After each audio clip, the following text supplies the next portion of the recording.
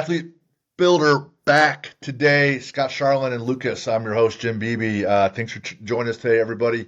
Before we even get into Scott and what we're going to get into today, what I want to know from both these guys is if the NFL was hosting Hard Knocks at your place and they come in and you guys are part of the team and I call you up to do a talent show, song, or whatever. Scott, what's your song you're going to sing, or what's the talent you're going to perform for the for the group? The song I would sing would probably be a Johnny Cash song because he doesn't really sing as much as he just kind of talks through the song. So I can talk. Yes, And the talent would be juggling a soccer ball or jumping rope. just one ball. But with my feet, like Oh, with your juggling a feet. soccer ball. Yeah, yeah. Got it. How about you, Luke? Um, so right now, if it was today, I would probably pick TGIF by Glorilla. I don't know if you've ever heard that song before, Yeah. but that's the song I would perform, and I would probably do it while line dancing. Yeah, there you go. Wow. Wow. Yes, yes.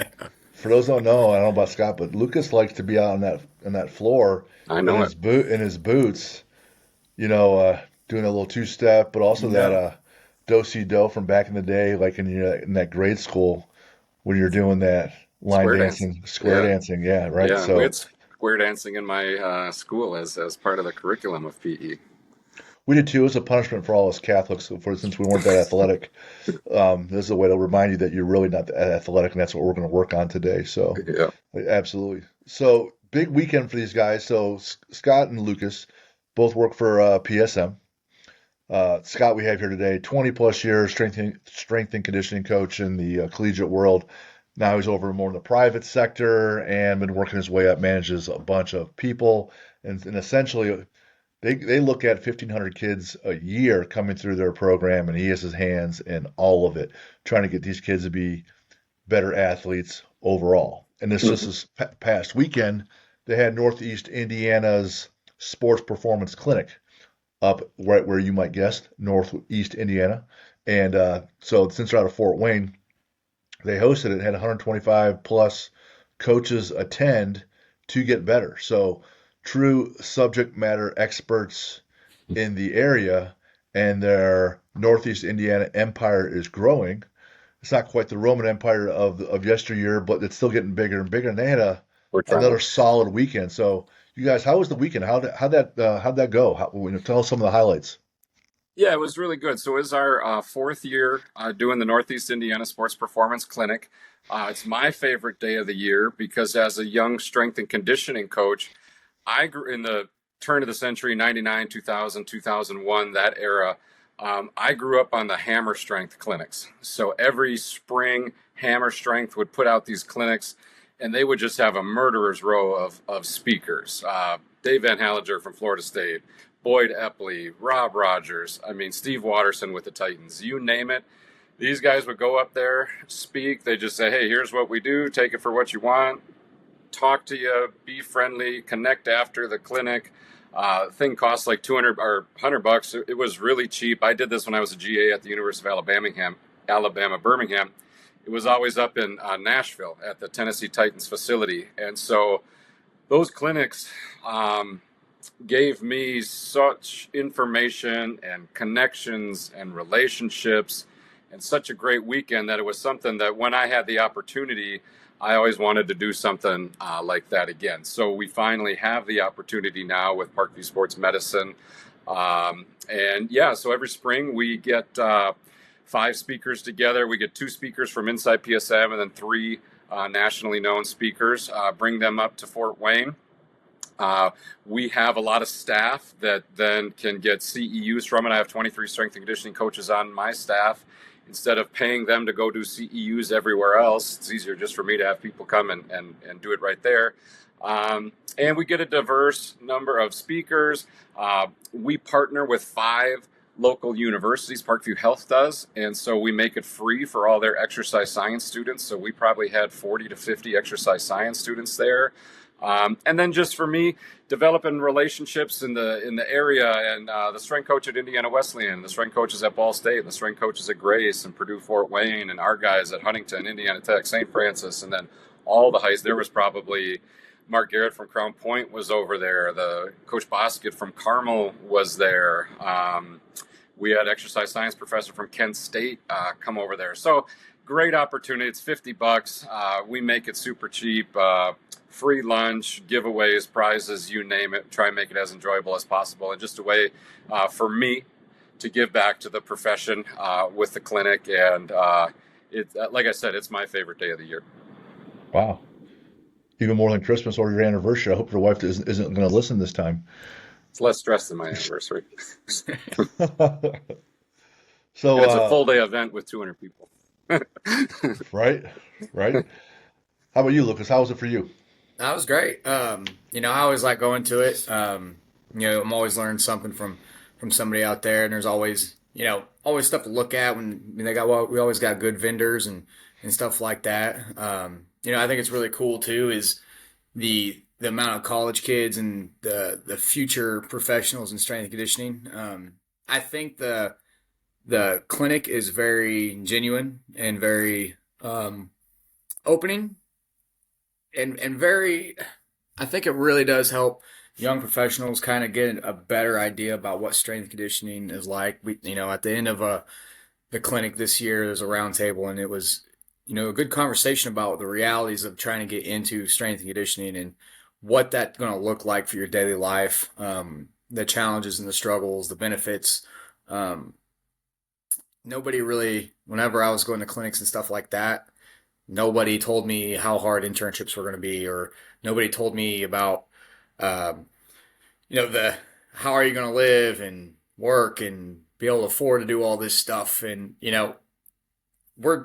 we're over here telling, the clinics, the speakers are telling these people, these kind of things that I wish somebody would have told me. Because whenever I got my first internship, that wasn't at, the first time I went to Purdue, I knew I was going to go there. There was not a chance in hell I was not going to. But when I got there, I had to, there's things I had to figure out that I just had to figure out when I got there, Yeah. And nobody really told me about it. So, and yeah. That's that whole knowledge component that some people don't really realize it's critical until it's there in your face and you don't have it. You're like, man, I wish I would have known this then, right? And by you guys passing that along, it just helps the whole next generation. And so when we say we're smarter because we stand on the shoulders of giants, that's exactly what that means. So Scott, over the years from Hammer Strength to now, like Sornex runs their own events. There's, we had this one guy on, Chad Coy, awesome coach. He has this process where he does a certification every year, and it's completely different industries. Mm-hmm. So, your event and my events, NSC approved for CEUs, but he'll do a nutrition event, but he also might do a course on jujitsu or on yoga or whatever. He's just 30 years, 30 different certifications every year. He just does a different one. Wow. Well, Scott, for you over the years, all the different ones you've been to, is there a speaker or story or a lesson learned where you're like, I remember back in the day, this guy said this, or this story was, you're not going to believe this. So from all those events, Yeah. does any of them like really stick out? Boy, it'd be hard to narrow one down. I'm a Florida State alum. And so in 99, when I started my GA, we were all staying at the same hotel, but the Florida State head strength coach at Florida State somehow didn't have a ride. So he literally just jumped in the car with us to get to the Titans facility. And so for me, this was like, Vince Lombardi getting in the car with you to go to the clinic. Right. Boy, That's awesome. I was actually told this story this weekend. So the Collegiate Strength and Conditioning Coaches Association, I was in the second class of folks to get certified for that in 2000 or 2001. So I was member 148 of the CSCCA. And still at that time, but there's a practical portion of the test, and then there's a written portion of the test, and we did the written portion of the test. But then for the practical portion of the test, you have to go around a group of six master strength and conditioning coaches and talk to them about, basically a question of their choice. Hey, periodization, show me how to squat, explain the power clean to me, blah, blah, blah, move around. Well, at that time, there had only been one class. This was the second year of the conference. So there had only been one class of master strength coaches. So it was Boyd Epley, Mad Dog, Alan Johnson, and so one right after the next, 5 minutes each, I got to sit and talk to like the Mount Rushmore of collegiate strength and conditioning. And for me, for kind of at the time, shy, reserved, do I even belong here kind of guy, to have 5 interrupted minutes with Boyd Epley, Jeff Wow. Madden, Alan Johnson, who was at Ohio State for a number of years. And I mean, it's still 25 years later, it's still one of the highlights of my career, talking to those legends in the field, because it's just never would have a chance to be presented with a situation like that again. I mean, other than that, I've spoken at some. They're all good. They're all fun. They're all a good time. I'm trying to think of any speakers, particularly that stand out. I mean, I can't think of. I mean, I've heard them all speak, and they're all really good. But so That's valuable awesome. going to that stuff in person. For sure. One thing about the Northeast clinic is that's really cool especially for if you're an employee at Parkview, is we got a really awesome group of strength coaches, and it's always a great time to see those guys when we're all in the same area, because it's one, just good people and a good time. So that's always the plus side of the one we got up here. So 2 years ago, I went to this Ohio State clinic, and they do it right before their spring game.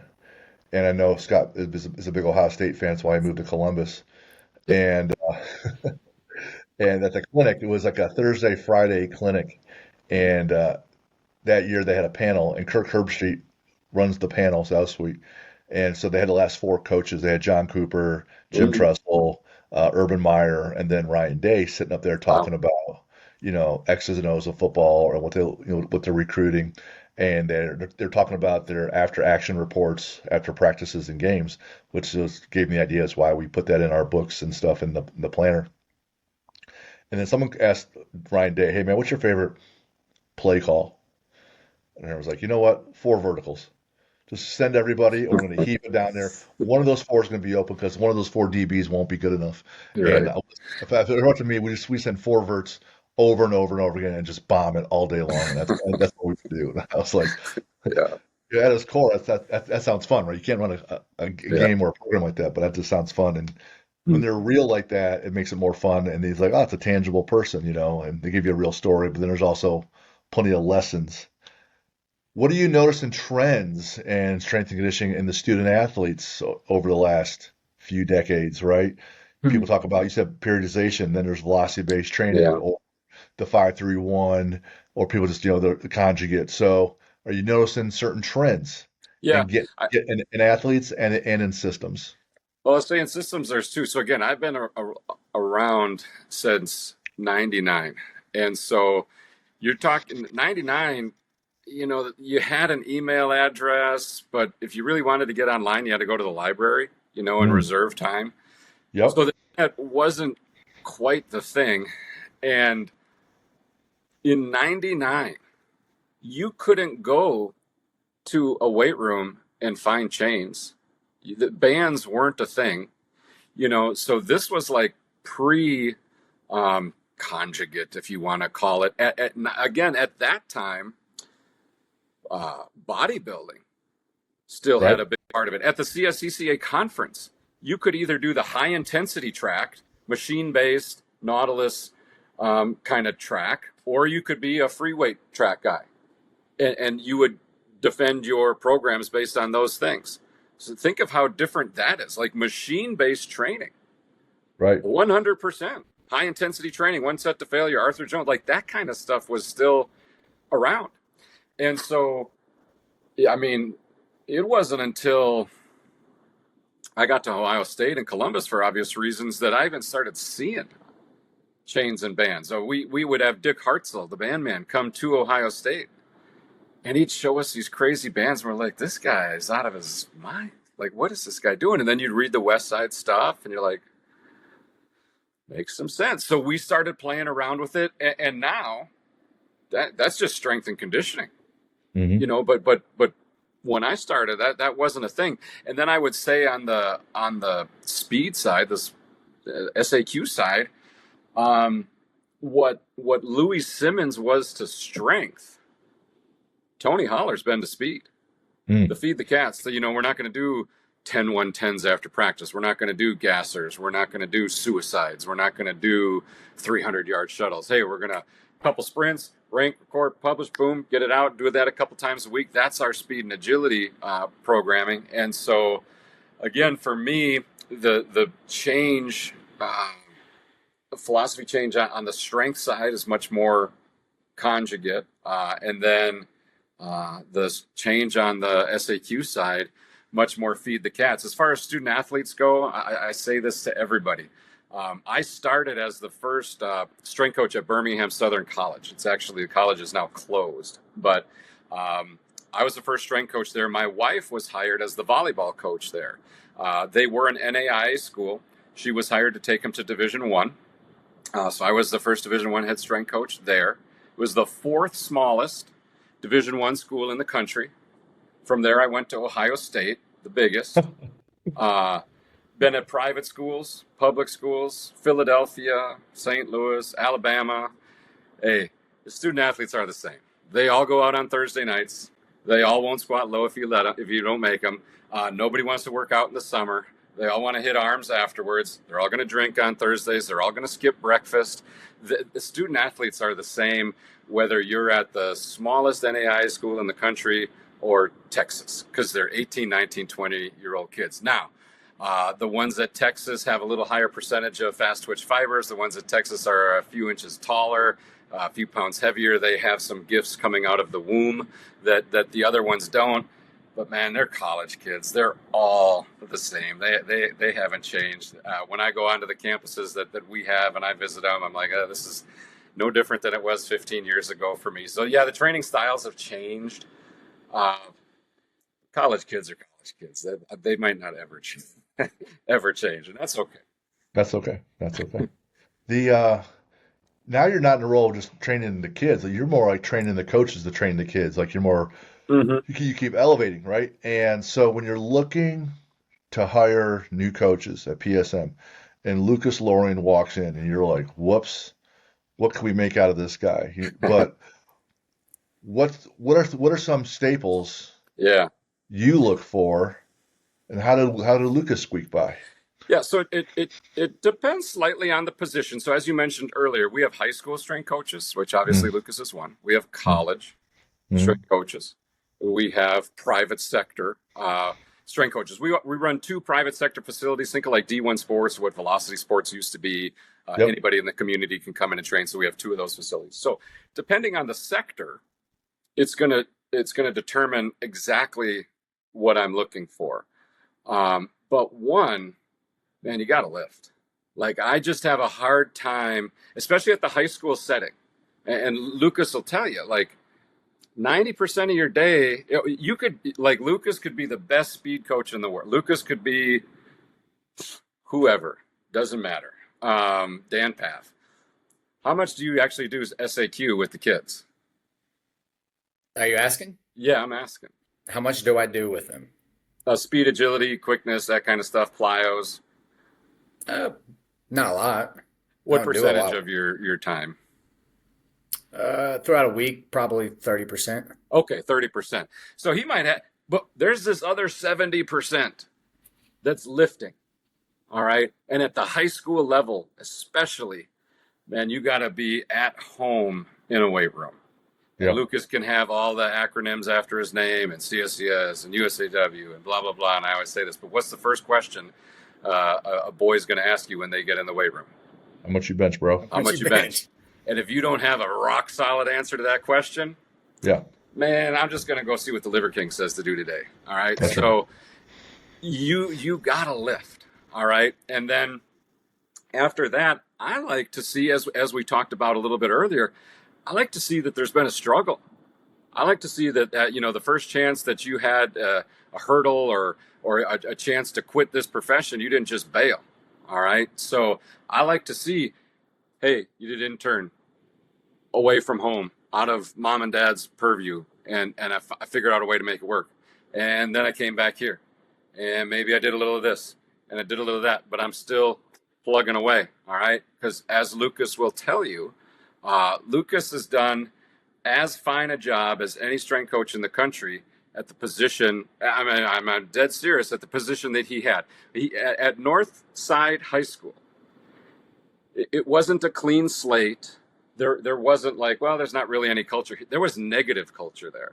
All right. Lucas had to dig out of a 10-foot hole to get to a clean slate. All right. The culture there was disrespect, laziness, going to do this on my own, got my own guy. The hell are you talking to me about? You ain't me. I mean, he had to spend more than months, years just getting it to zero. There was no clean slate. On his slate, there was, dog crap and pee and vomit and spray paint. He had to wipe the slate clean to say, all right, now we can start building. So when I hire somebody in a situation like that, man, I need a bulldog. I need somebody that's not going to give up. And there were many conversations when I'd come to the Northside weight room and Lucas was like hanging on by a thread. But we got through it. All right. Now, the other side of that, too, is how can I make that?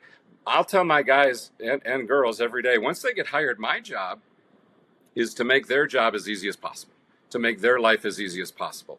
So, hey, if you're worried about how to get your computer passcode in, or you're worried about how to get your ID badge, or you need gear, or you need how to sign up for your benefits, or you need to know how to get your retirement, I take care of all that. So you just ask me and I will take care of that stuff for you. You just worry about coaching. Let me handle all the other nonsense that often just frustrates strength coaches. And we're not in corporate America. We don't know how to do all this stuff, and let me handle that so that you can just focus on coaching. Because if I were to just be like, hey, Lucas, man, figure that out, all that other stress is going to build up and then the rope is going to snap. And so I want somebody that lifts. I want somebody that's experienced some ups and downs in their careers, that hasn't quit at the first chance, at the first sign of a roadblock. Lucas's upbringing wasn't born with a silver spoon in his mouth. None of these kids at Northside were either. All right. So he could relate to that kind of what eventually would become this gritty underdog, not the biggest, not the fastest, not the best, but I'm going to work and we're going to do things well. And he was a perfect fit. And so for me, it's just finding that person, finding that those qualities in somebody. Again, on the private sector side, we deal with mostly club sport athletes. Kids mostly lift at their school. So we do, 75% of the stuff we do is speed, agility, quickness. So is finding like a monster lifter as important as it is on the private sector side? Not really. Is it as important on the collegiate side? Nah, because those student athletes are just more mature. They get a little bit bigger picture. They want, they understand it. So, but man, at the high school level, you better find somebody that can flat out lift and get in that weight room and feel super comfortable. So, which he does. I mean, like, there's no doubt about that. The guy's at home in the weight room. So, it's about finding the right fit at the school, finding the right individual, and then for me, taking care of them, paying them well, dealing with all the nonsense that they shouldn't have to deal with. If we need to talk to a sport coach or an AD or a principal, I can be the bad guy in some situations so they don't get mad at Lucas and be like, yeah, I know Scott's a dick, but that's just the Parkview rule. All these kind of things. Let me take the heat, be the bad cop so he can be the good cop, and just make their day as positive as possible. And if we can do that, hopefully they stay. And if they stay and we can retain great staff members, which we've been able to do, well, then it makes my job a lot easier. They get better relationships with the student athletes and the whole thing works. I will say this too. I love local candidates. Lucas is not necessarily local, but it's not like hey, it's going to be, 40 degrees and cloudy in the middle of April in Indiana. Like that can't scare you off. It's not, so having some knowledge of the area. If I have 23 staff members, which I do, at least 80% of them are from Northeast Indiana. Mm, mm. And a number of things there. One, Lucas, at your next quarterly review, and we're talking bonuses and retention bonuses, just start playing this episode, right? And say, hey, Yes. Scott said it Yeah. right Yeah. there. I don't know why we're even having this meeting. We're probably just here to talk about dollars. So Yeah. when I was talking to he, other, but go ahead. legitimately, and you see the stuff he posts, and you guys talk about, he is arguably as irreplaceable as any strength coach in the state of Indiana. Wow. Write that down, Lucas, in case you're late to work one day. All right. You can't find your Appreciate pencil. it. When he All right. wears his Iron Grip T-shirt in the weight room and should be wearing a PSM shirt, I let that slide. Yeah, of course, the athlete builder adds 10% to all PRs. So you really want to start improving everyone in the weight room, just outfitting them in our Yeah. gear and give them our books to read. So, Uh-huh. I remember my wife asking me because I was getting ready to launch this podcast idea and talk to other coaches, and they're like, "Well, who are you going to work with?" I go, "I don't know. This person can do this person can do that." I'm like, "I think I'm going to go with Lucas." And she's like, "What? Does he know anything about podcasts?" I go, "He knows as much as I do." Yeah. And so not much. So why Lucas? Well, I can check the box easily that he has the subject matter knowledge to get people better. All right, you pass the test, it's fine, whatever. But the fact that I worked with him at my gym and he was okay, he was good, not great, and I saw the maturity, the change there, and saw him suffer because I know what running a gym is like. And I said, all right, so if I can find someone that suffers and doesn't quit, that's almost 90% because everything else we can just learn. Yeah. If I we can love just it. if we just keep learning everything else, we just don't quit. That's it. That game over. You're gonna get there wherever that is eventually.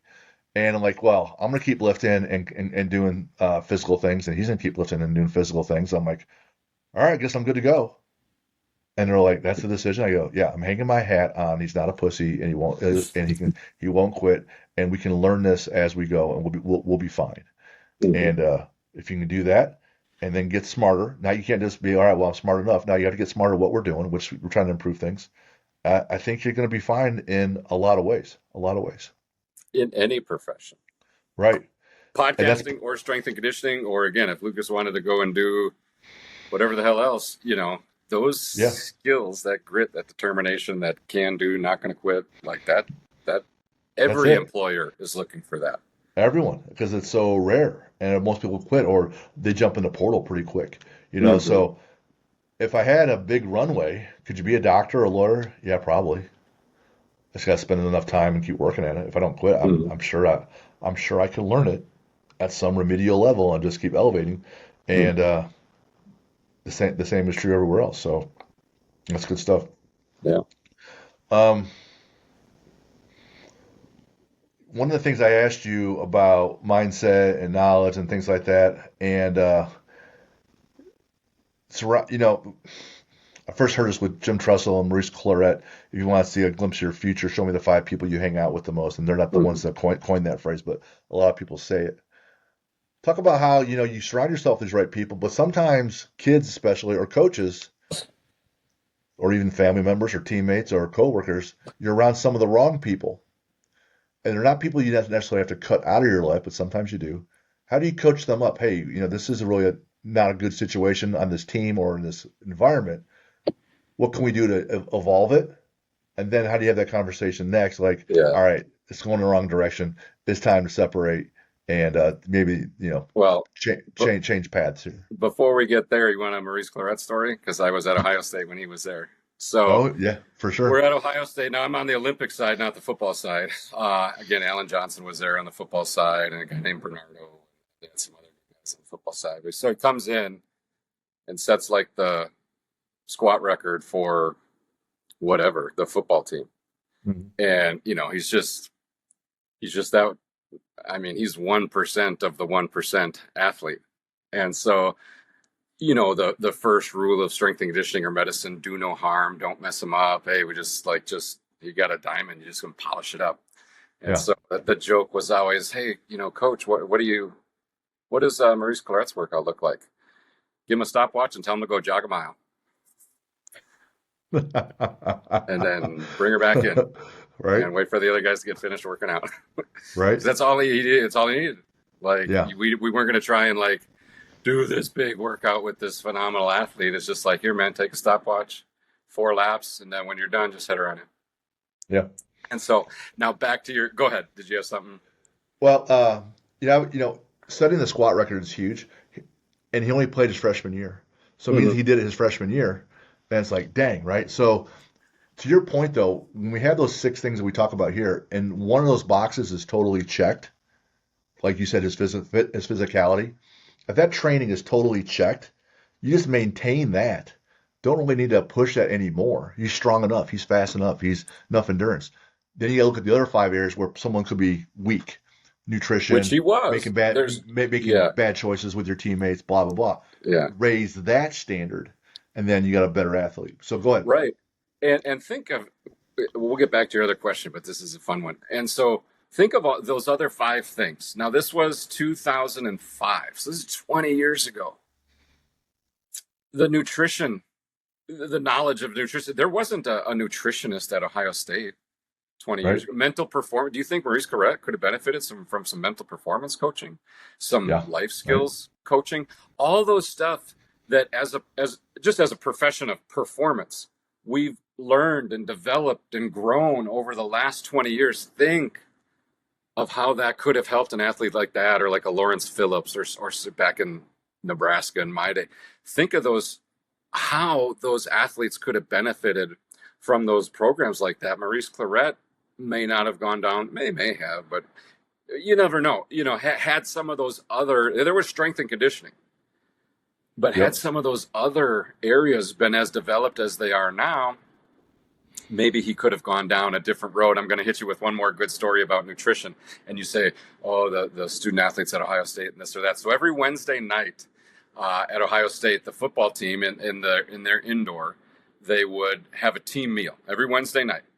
And it was like the fanciest um, wedding reception you've ever been to. Steak and shrimp and baked potatoes and a full salad and desserts and this and that.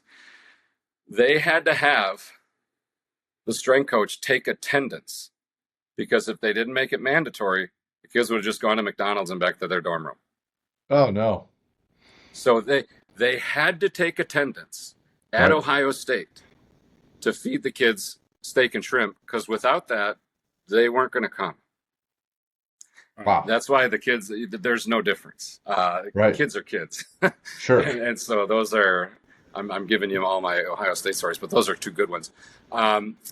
Just That's funny. reiterate that question you asked me 5 minutes ago about the staff and making sure it's the right fit, and how do you know when to let somebody go? Yeah. So like you said, if you're surrounding yourself with the right people, things work pretty well. What happens when you're surrounded by someone who's not, a good fit currently? How do you handle that? And if they never become a good fit, Yeah. how do you handle that? Well, we always say, you got to make the expectations of the role clear. Do they know exactly what they're supposed to be doing? If you make the standard, if you make the expectations of the role clear, all right, then we just have to say, hey, I want you to know, I noticed that I don't know that we're meeting the expectations that we have in this contract. So again, all our high school guys, all our college guys are under, we have a contract with the high school or the university. Hey, we're going to provide this, we're going to provide that before school, after school, during the school day. Here's what we're looking for in the summer. So I make that the expectations clear for the coach, clear for the school on what to expect. And then if we're falling short of that, all right, then I have to step in and say, hey, we're not meeting our expectations here. And does that happen? It happens. I will tell the strength coaches, I come around every 2 weeks. There's 11 high school strength coaches. We have 3 college strength coaches. They're all spread out. So I get to Fort Wayne and I'm just driving circles, seeing everybody every 2 weeks. And I tell them, I don't really care what you do. Like, Lucas doesn't need to send me the program that he did in sixth period today. I literally don't care. There's plenty of different ways to skin the cat. So I don't care what he does, but I care passionately about how he does that. So if you're going to do cleans, and that better be the pretty close to the NSCA textbook version of cleans. I know it's high school athletes, so my bandwidth's going to be a little wider, but not much.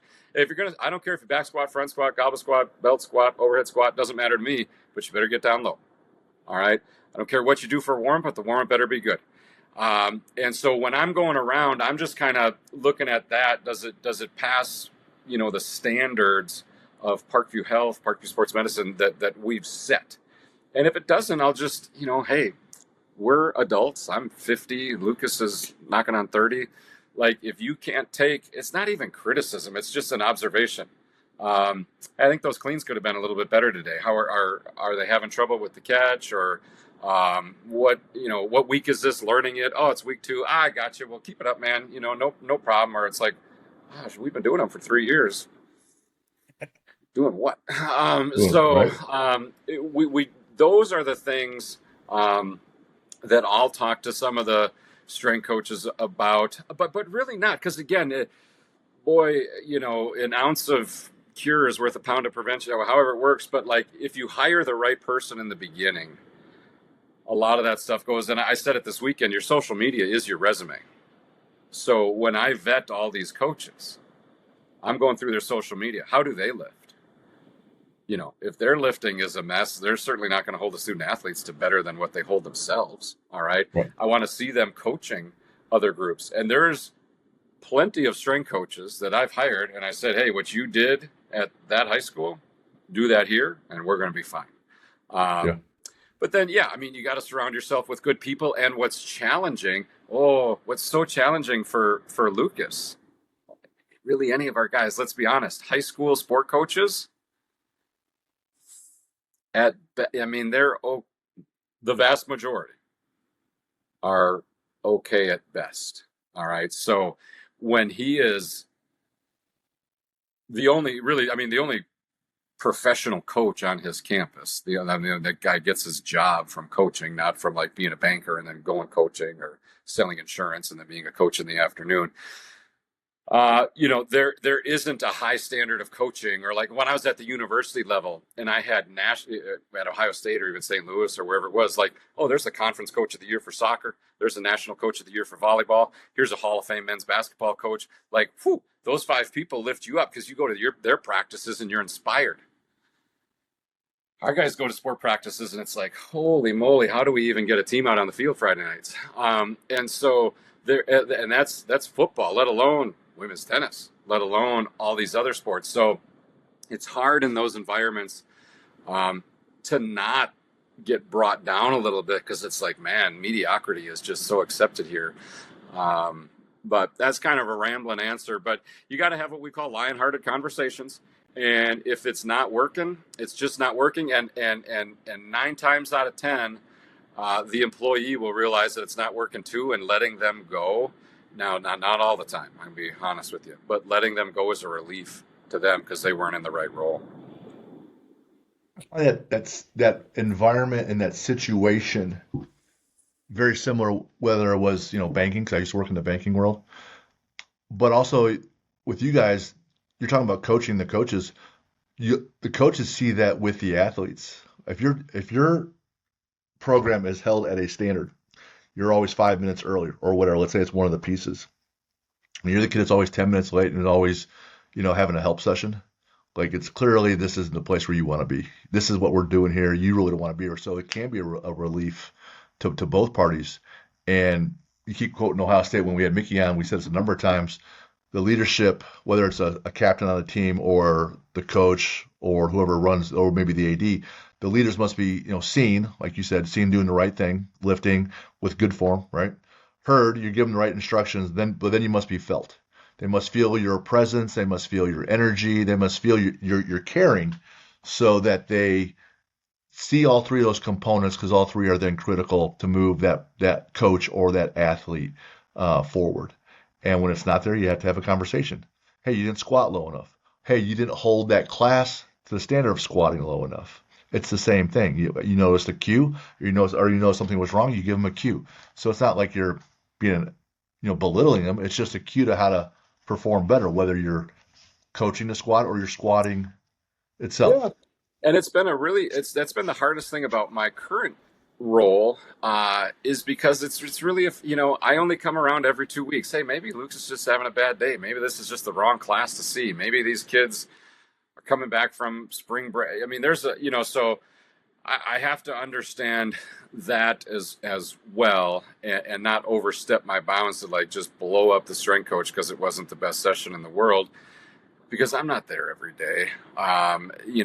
That's, and again, that's not a way for me to keep employees where Coach Scott's always looking over your shoulder and when's he going to drop in and this and that. And so it's a fine line to walk, and it's been challenging for me because there's things I let go, that if I was doing it, I wouldn't do it that way. But man, if that coach, and I get feedback from the athletic directors, I get feedback from the athletic trainers, and if everybody loves that guy or girl, then again, that bandwidth is going to open up a little bit. We're not going to hurt anybody, but we have to realize that the personality, again, you could have the greatest technician in the weight room, but if the strength coach is a jerk and nobody likes him and the coaches don't want to work with him, then nobody's coming in there. I know Right. everything I need to know about a strength coach from attendance and participation. Right. Lucas's after school sessions are packed. More kids want to get in the class during the day. Summer training went from nobody showing up to hundreds of kids showing up. Man, I Yep. mean, even if if he's doing a crappy program, I mean, at least they're doing it. If it's better than if that's better than not doing a great program. And so those metrics, participation, again, after school, before school, during the class day, hey, your class is getting bigger. Hey, what does summer look like year over year in terms of participation? If those metrics are going up, Yep. then yeah, things are probably going pretty well. And Coach Scott, if that bent over row isn't the textbook version of a bent over row, you might want to just bite your tongue a little bit. I can say the same thing with our CrossFit coaches. If Wednesdays are always, Jen's always coaching, and no one ever shows up anymore on Wednesdays, hello, right? It's probably not the program. Mm-hmm. This could be Wednesdays. Uh, I hate to sit here, and it kind of makes me crazy that people keep being nice to Lucas on this episode, but the You can call me. We can do another one where we just are mean to him. I well, love how it. about this? A whole car full of these, high school kids. I know what it's like to be an idiot high school kid because I did a bunch of dumb shit, right? So Mm-hmm. a bunch of these loony kids, because that's me. I'm not saying to be me. It's a term of Yep. endearment. Got in a car, traveled down to Columbus, paid the fee to go to the Arnold to go watch Lucas lift late at night on a day, and then drive all the way back. That's all you need to So, know. right, that's all you need to know right there. That's all you Right. need to know. All right, enough of Lucas. Yeah, we gotta quit. How about this? How about this? Because you're my age, Scott, and back in the day, if you were any good at sports, maybe you got a couple extra weeks of the travel all-star team. Mm-hmm. You play summer baseball, you do pretty well, CYO, rec league, whatever. You're pretty good. You get 2 or 3 more weeks of travel all-stars, some better competition, some more practices. You get to be a better baseball player. Now, that's the standard. These kids are 8 years old and they're traveling to Florida. They're traveling out of state. It's 6 games, 8-game weekends, right? Talk to me about pervasive, repetitive use injuries that you see. It's always now it's often these couple of areas. And what are some things we got to do to make sure that we can not necessarily prevent it, but help prevent it? Because if we can lower that injury rate, the kid's got a better shot. Yeah. Hey, I had this conversation again with Coach Garrett from Crown Point this weekend, and we've certainly lost the forest for the trees, or maybe it was our intern call. I forget exactly what it was, but development has taken a second, as second fiddle to accomplishment. Hey, we got to win the 13U World Series, or what the hell are we even doing this for? So development has taken a back seat. Now, we at Parkview Sports Medicine, we train 10 youth sports clubs. All right, not just teams, entire clubs. So we have a soccer club with 350 kids, U11 to U18. We have four volleyball clubs that we work with. We have two baseball clubs that we work with. We have a hockey club that we work with. Now it's our little window of the world. It's our neighborhood. It's our sandbox, and we get to play in it. So because we sponsor those teams as Parkview Health, sports performance training is built in all of their practices throughout the year. And Hmm. we own the facilities that they practice at. So it's not like, hey, practice on this side of town, then go do strength and conditioning on the other side of town. And if you get hurt, go visit your pediatrician, which is on the third side of town.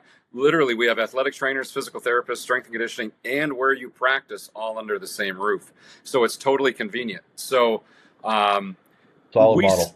yeah, it's a great model. And hey, if you have a healthcare company that makes, 9 figures a year, you can do it. If you don't, you're kind of out of luck. So we realize we have gigantic built-in advantages. All right. But it is what it is. We take advantage of it. So yeah, all those teams from when practice starts. So like hockey is August through January. Soccer is March through November. Volleyball, December through May. Baseball, November through March. They either come before or after practice, or some just built it 30 minutes right into their practice at least twice a week. And Okay. so we see those. So like my staff is up in Fort Wayne today. They just had their volleyball teams, had their big, whatever tournament over the weekend. They probably played 5, 6, 7, 8 matches on a court thrown down over a concrete, convention hall. Shins, knees, ankles, hips, backs are all wrecked. Missy Macbeth spoke at our clinic this past weekend. She said the average volleyball player takes 70,000 swings in a year, maybe something like that. And so all we can do, what we do, we want to be as anti-sport specific as possible. Whatever they're doing in the sport, we want to do the opposite. All right. So when those volleyball girls come up, what do you do with volleyball? What's your vertical jump training program for volleyball? Bro, we're training them when they're jumping thousands of times a week. We're not gonna like lean into that and jump more. We're not gonna jump at all. We're gonna do isometric holds. We're gonna do body weight relative strength. We're just gonna do legitimate strength training. We're not gonna do a ton of pressing and we're gonna do a bunch of pulling because they're going forward so much in their sports. We're not gonna do a ton of ab stuff because every time they swing, every time they jump, that's a They're con- flexion. We're they're gonna have to do contracting. Yeah. extension. Yeah. So we are you sports specific for volleyball? Yes. What does that mean? We do the exact opposite of what you do all weekend, all day long. Because if we just do that same thing, man, you're just leaning in to those overuse injuries. Yep. And we do the best we can. The weak things break. We all talk about. So we want to get stronger, particularly in the posterior chain, Yep. particularly females, hamstring. Well, really anybody, hamstrings, hips, all those things we want to work on. But we're also not afraid because we have them so often. We're also not afraid to be like, damn, the steak is burnt. Like it ain't coming back. The dog is whipped. Come on upstairs, ladies. We're gonna, foam roll and stretch and do a little something like this. It's not like, oh, well, this is our only workout of the week, and I don't know when you might be coming back. So gosh dang, we got to do our trap bar, 3-rep trap bar today, or it's just never gonna happen. It's I part get of it. their practice, and so Beautiful. yeah, that's how we do it. I don't know. I mean, my kids are in it, and they've had injuries themselves, and I lift them hard, and it's almost, boy, you don't want to say it's unavoidable, but it's almost, when, not if it's going to happen. When you make it the lifting part of the standard, then it kind of takes care of a lot of problems. And when it's never part of the standard, then problems are way bigger. I had a couple kids come in and they'd already done stuff lifting otherwise. And so we're helping them with all those other 5 things, the other 5 intangibles we talk about other than the training. But I keep asking, hey, what did you guys do this week? What do you guys typically do today? And they like working, the kids like working on the things in the front of the body So, because it looks pretty, right? And I point that out. I'm like, hey, it's great, man. That front looks pretty, right? The back does most of the work, right? That's your engine, and since that moves the car the most, we're going to spend a lot of time in areas that don't get hit, And so we're not going to keep doing what has been done. We're hitting all the areas that are getting neglected. And then one of the kids came in a couple times because he's got this AAU basketball and he's training with me. And I'm like, you could see it. Like he comes in, he's excited, half hour in, and he's just like, I'm like, so I'm always quantifying. I know how do you feel energy level wise, are you get ready to hit this wall? And he's like, well, I haven't eaten that much since 11:30. It's Mhm. now 5 o'clock, and he's looking at another hour and a half practice ahead of him. And I'm like, okay, we're done here, right? We're gonna get calories into you right now because I know what you have coming, and you keep getting more and more run down. I can stop the bleeding a little bit temporarily and fix the situation by getting you some calories so you can survive the next hurdle Yeah. tonight and try to help you limp through the rest of the week. Yeah, and because we love our children so much, and Lucas will figure it out when he has kids, you want to give them every opportunity. Hey, if there's an extra chance to play in this team surround, we just mentioned, hey, you're the average of the 5 people you play against. Hey, if you're playing around other great athletes, you're going to get better. You don't want your kid on the fourth string U13 volleyball team because those other kids are picking their nose and pulling their pigtails. Like you want better for your kids in that. And so, oh, if we have to do an extra lesson, oh, if we have to do an extra team, oh, if we can't take this week off. And the clubs, they have fed, they have thrived, they have profited off us as parents just Sure. wanting to provide the best things for our kids. That's all we want to do is provide the best for our kids. And if you're offering a week-long volleyball camp between the two seasons when they should be off, but instead you're doing these lessons, boy, I really feel like, you told me I got to sign up for these lessons, so we're going to sign up for these lessons. And well, all we try and do, PSM, we just try and make that as convenient as possible, where it's all under Yeah. one roof, where you're not chasing around Fort Wayne trying to get all those other services. And then back to your posterior chain, I always said this at the collegiate level. Hey, if all things are equal, and my athlete's posterior chain is stronger than your athlete's posterior chain, I think that gives us a competitive advantage. If my calves, hamstrings, glutes, erectors, trapezius Oh are yeah. Game. stronger than our opponents, I think that gives us a competitive advantage. And I worked at a lot. I mean, anybody's going to be successful at Ohio State. Like being successful at Ohio State's not a trick.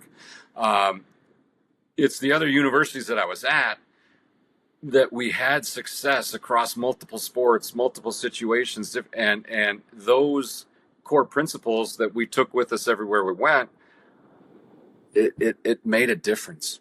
Yeah. And strong posterior chain was one of them, and that's a Louis Simmons thing. Oh, for sure. So I think what gets forgotten is the point you already made earlier. And so if you follow along here, you talked about Maurice Claret being so physically there that box was checked. So mindset, knowledge of your sport, working with teammates, training, nutrition, recovery. Well, if someone has so much volleyball all year long, that's the knowledge of their sport. And if that box is so far checked, like Maurice's was on his training, well, let's not check that box for a little while. Let's check the other 5 boxes, was what I'm saying. Mm-hmm. That box is Yeah, checked. It's just like Maurice's. So right. hold that constant for a little while. Take 2 weeks or a month or 2 or 3 months while the parts that are neglected, maybe that volleyball piece knowledge piece comes down because you're not against that superior opponents right then, but it's come down a little bit. But your gap, your margins on the other 5 things are huge. You close those gaps while Yeah, that little gap comes down, net, you're way advanced, yeah, way advanced, and that's what gets missed. And that's what's yeah. I think what we're screaming from the mountaintops here with this podcast and what we're putting out is that this is what we're advocating for. You can make these kids better. Like feed the cats, you can get better by not doing as much. You don't max out every day at Louis Simmons' place because you get better by not doing that as much. Right. That Yeah. that's the deal. And one of the nice things about PSM and for clubs and universities and high schools that partner with PSM, we also have sport. There's a me for sports nutrition. There's a me for mental performance. All those services are, baked into our clubs and our colleges and our high schools. So all of our kids have all of our student athletes under our umbrella. And honestly, we say this and people kind of laugh, but we figure about 70% of every athlete in Fort Wayne at some point is going to train with PSM Performance. Might be at the high school level, might be at the collegiate level. Uh, we have all the big clubs in town, but about 70% of every kid in Fort Wayne Mm. is going to train with PSM Performance at some point, and they're going to get all of these things. Right. And wow, how awesome is that? The You don't sun does see that not anywhere else. the sun does No, not set on the PSM empire in Fort Wayne. no, Gotcha. All yeah, You right. just don't see that stuff anywhere. Oh man, having a good time. Plus, you keep talking about my school, so that's cool. That's awesome too. yeah. I'm trying to think of any. Uh, Ohio State's, when I was there, I was with men's and women's soccer, Yep. men's and women's tennis. I had the cheer. Oh, here's my best Ohio State story. Okay, so I was the head strength coach at Birmingham Southern, small Division One, but we had success. Big South Conference, Winthrop, Coastal Carolina, Asheville, Liberty, all those schools. And we won championships. And so, all right, I'm going to Ohio State. Like, this is the big time now. And so, first day on the job, we at the time Ohio State was still on quarters, so school literally didn't start till like after Labor Day. So our fall sport athletes, football, volleyball, the two soccers, they were really professional athletes because there was no school. They were just there to play sports. And so it's my first day, and Coach Glass, who's a legend, best strength coach I know. Hey, Coach, what am I doing today? What do you want me doing? I got a workout for you. You're gonna go. You're gonna go work out the Brutuses. Mascots? Who are the Brutuses? Oh, they're the mascots. Oh So Coach wow. Scott leaves his 3-month pregnant wife as the head strength coach in Alabama, and his first day on the job, he's training the damn mascot at Oh Ohio man. State. So that put me in my place right away. So and for the coaches on my staff that know, the mascots did our Gambetta 1 lower body workout, and it was just one of those moments where you have to chuckle because it's like, here I am training the mascot.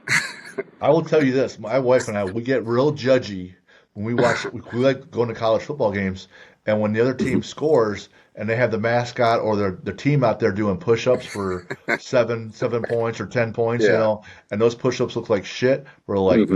nah, Yeah. no, You can tell which soft, mascots train and which don't. soft program.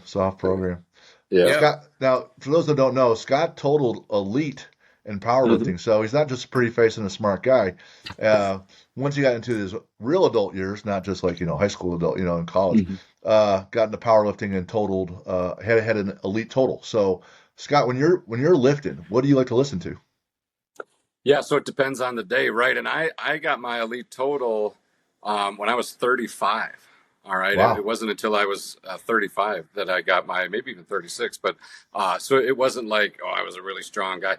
I mean, I graduated high school at like 165 pounds. There's no way in hell I could have bench pressed 135. I could have never squatted 135 either, but certainly not 225. I mean, I'd have just gotten wrecked.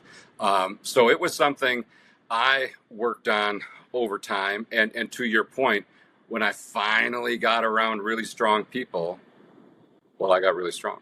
Yeah. And so, yeah, the music depends on the day. So if we have, if it's, Monday and it's max effort squat, it's going to be, Disturbed. It's going to be Metallica. It's going to be some 80s hair metal, Motley Crue, AC/DC, Guns N' Roses, that kind of stuff. It's going to get heavy in there. And it's so fun because, Coach, Jim, when we started in the 80s and 90s lifting, whatever's on the radio, that's what you get, Yeah, well, you you can know? tune in Right. without any fuzz, You right? were lucky you get to have a radio station. You're lucky to have music. Now the Yeah, kids come in the weight room. Oh, if they don't have like their playlist, well, I got to shit. work out to this.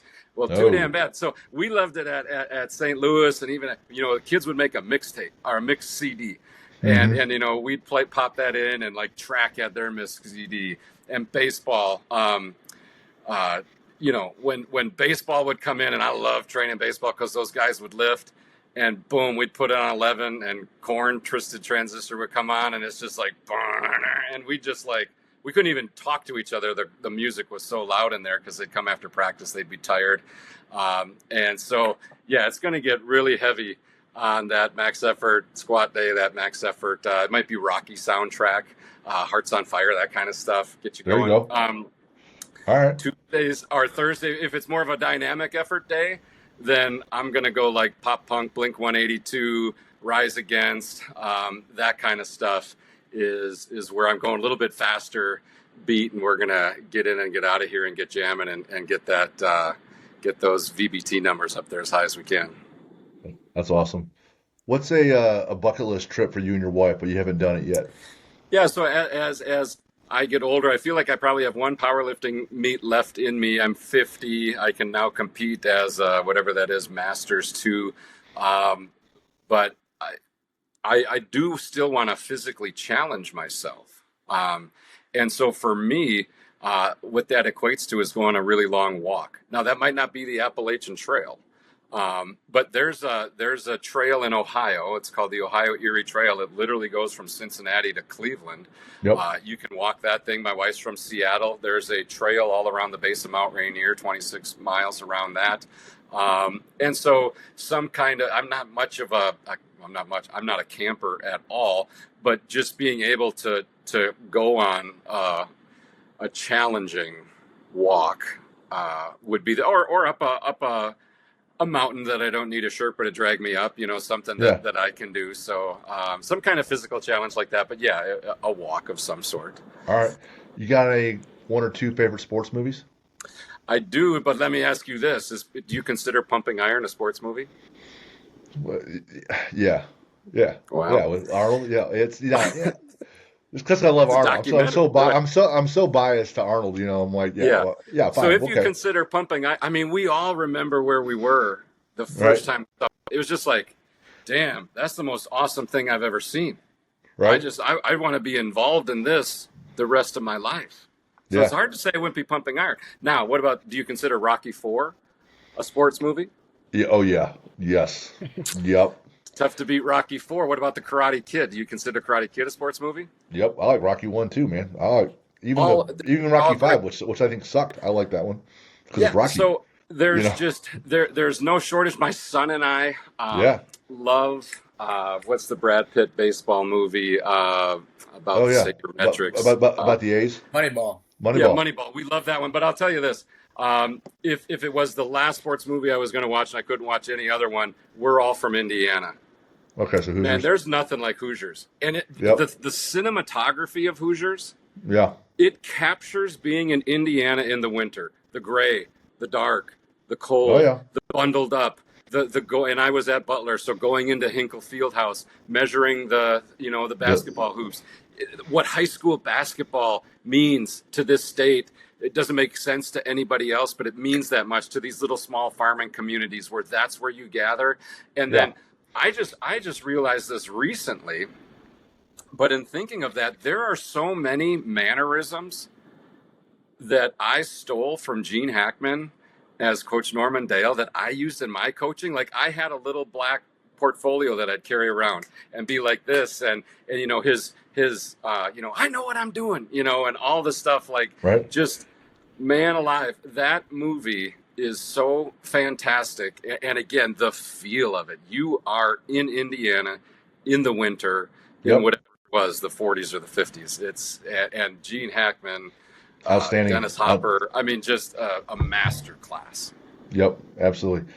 You have a favorite sport and athlete to watch? Not necessarily anymore. So when I was growing up in the 80s, baseball was the big sport. So Mike Schmidt, for whatever reason, was my favorite athlete, best baseball player of the decade. Went to college at Florida State. Like I mentioned, I was there when Charlie Ward was there, Heisman Trophy winner. He's good. Yeah, so I loved watching him play football.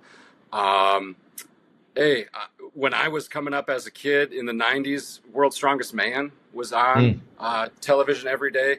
Bill Kazmaier. Super neat. Got Right. to be one of my favorite, because he was like, He's you can't looking compete insane. anymore because you're just doing too good. And my brother went to Auburn University. He lived in Auburn University.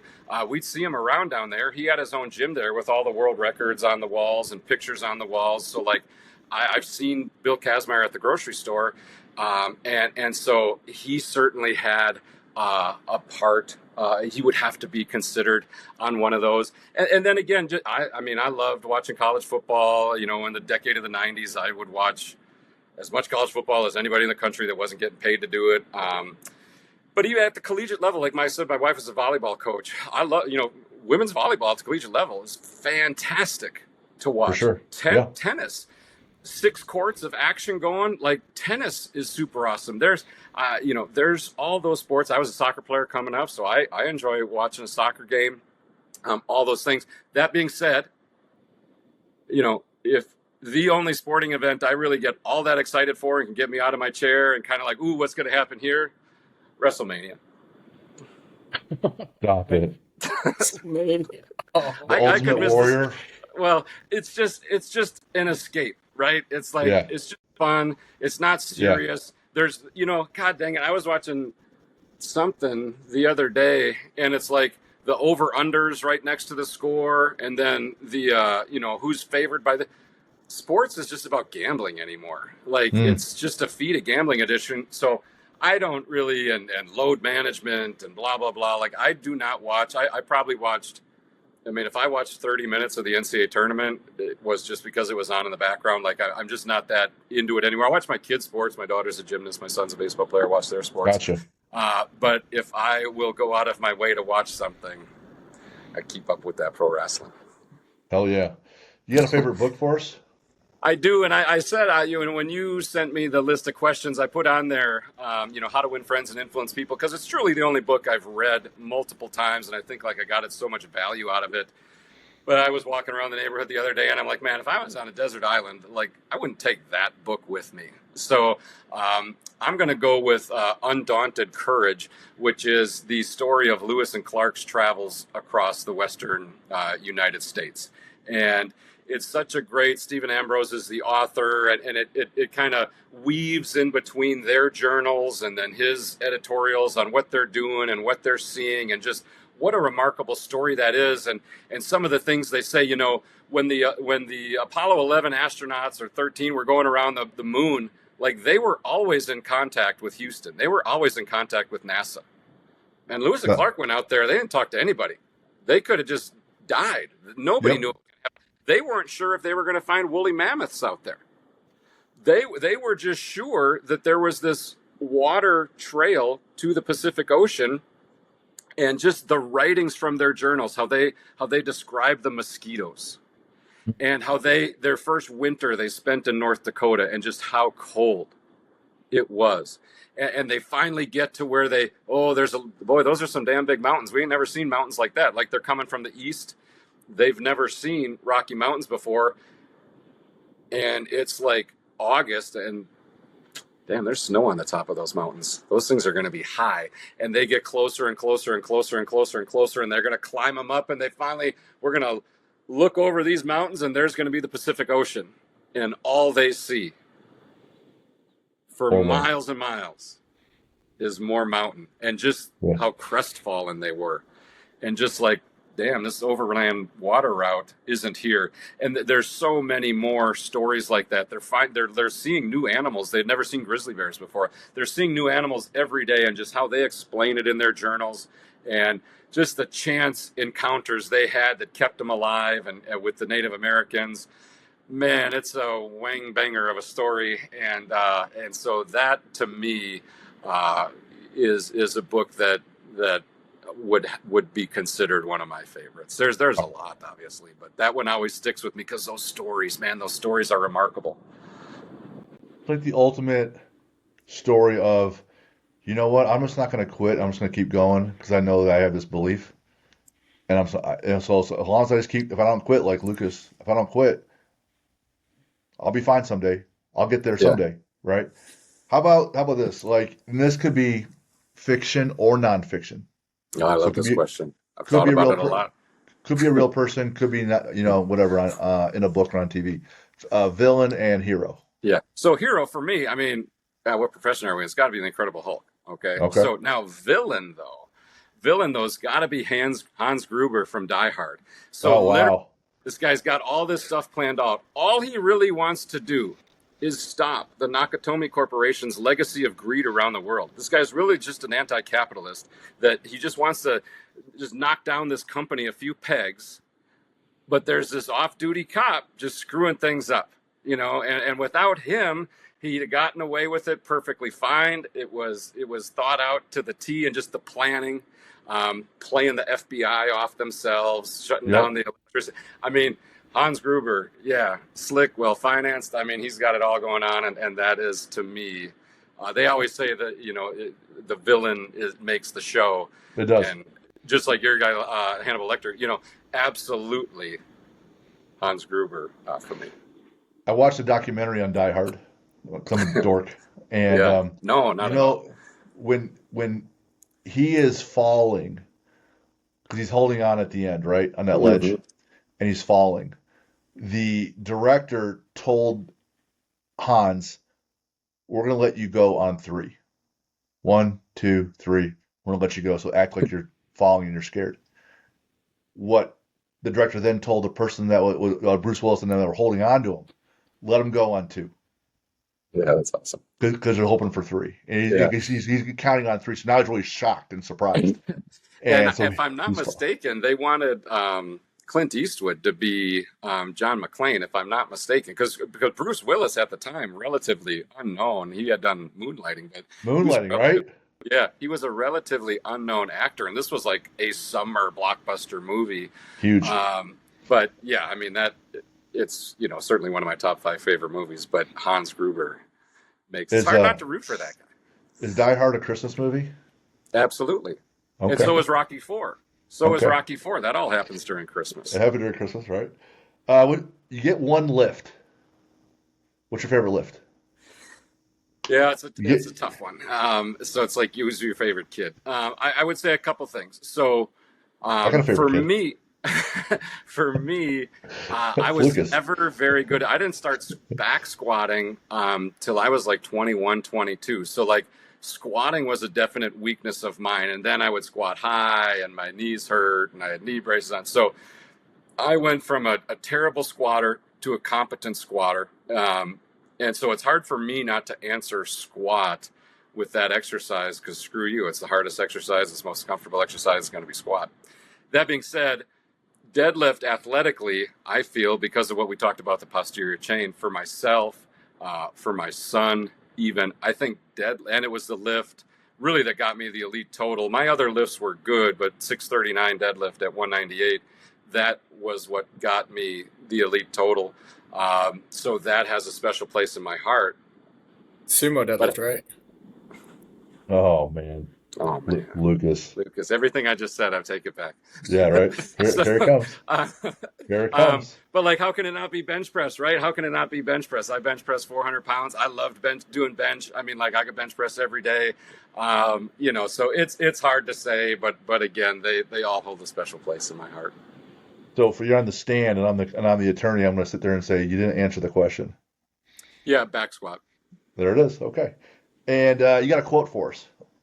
Yeah, I'm a big quote guy. So when I was at St. Louis University, no one grows up with, a St. Louis University flag on their bedroom wall. It's Mizzou or Illinois or wherever else. And so our student athletes were really just kind of like, I go to St. Louis, but so I wanted to inspire them. I wanted to motivate them. And so we had a quote of the week every week. And I was there for 5.5 years. And so we would put these quotes up and I love that. Like, I thrive off of quotes, seeing what that motivates me a lot. To me, whether you believe you can or you can't, you're right. I think that positive mindset, if you don't think you can do something, I'm going to guarantee you there's no chance you're going to do it. Likewise, if you believe you can, then there's a shot. The other one would be, a ship is safe in harbor, but that is not what ships are for. Hey, your body's safe sitting down on the couch at home watching Netflix, but that's not what your body was made for. Nothing Right. awesome ever happened while you were sitting on the couch. Well, you develop that body and all your 6 things that you talk about so you can go out there and do stuff. You can go lift. You can go compete. You can go walk the upper. You can climb a mountain. You can row a Right. boat. You can do all these things. And you're safe sitting at home at your couch. But that's not what your body's for. I come back to, man, you're only here once, so gotta go. You gotta go Hmm. now. Gotta go now. I always, I'm like, in the last minute of a conditioning work, I'm like, 1 minute, gotta go. But now I start telling people, man, you gotta go now. Like, what are you waiting for? What are you waiting for? Could die Absolutely. to, not to be morbid, but you could die tomorrow. Like, you really could. Yeah, nothing's guaranteed. Scott, where can people find you? Most days now on Instagram. I think it's just Scott Charland on Instagram. Happy to follow or I post. I really just retweet the stuff from PSM Performance. So PSM Performance is my staff. I have great staff on my sports performance side, the private sector side, that run our Instagram, and I really just repost stuff that they have on there. I mean, I was big on Twitter, but Twitter's dead, so I don't go much on there anymore. But yeah, Instagram, Scott Charland or PSM Performance. Have a Okay, YouTube channel, have a great YouTube channel, I think, that has all the videos that we do, all kinds of different warm ups, probably 30 different warm ups on there for depending on your environment and what you need to do, and then some other lower body circuits and stuff. So that's a decent place too. gotcha. Perfect. Man, Scott, thanks for being on the show, man. It was fun. Anytime, I enjoyed it. This is It was different, some fun. different questions. So I did. I had a lot of fun. You Yeah. guys do a fantastic job. I look forward to your podcast. And I'll be honest, there's times I go right to those questions at the end because boy, that's a window into the soul. Right, right. The one we just launched today has Chris Duffin, so that was huge for us. I saw that. Um, Yeah, a good one. yeah. For those that want to email us and get a hold of us, me and Lucas and me, or I can always forward your questions on to Scott, info@athlete-builder.com. And like they had with their Northeast Indiana Sports Performance Clinic, our Athlete Builder Summit is June 7th. We got people coming from all around the Midwest, PhDs, people from different states on their own dimes. The generosity that we're receiving from some of these subject matter experts, building power, building strength, learning about uh, hand-eye coordination, concussion protocol, peptides, hormones, putting it all together with your own personalized plan. So, Athlete Builder Summit, you can go to our website, athlete-builder.com, and register. And Jim, JIM 10, gets you 10% off everything. So, at the summit. So, again, Scott, man, loved having you on today. Thank you so much My for the pleasure. gift. Had a My lot of pleasure. fun. Thank you. All right, me too. All right, we'll see you guys.